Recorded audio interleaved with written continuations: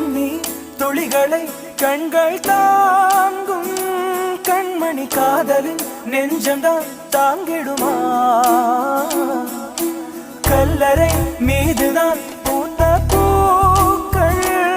என்றுதான் வண்ணத்து பூச்சிகள் பார்த்திடுமா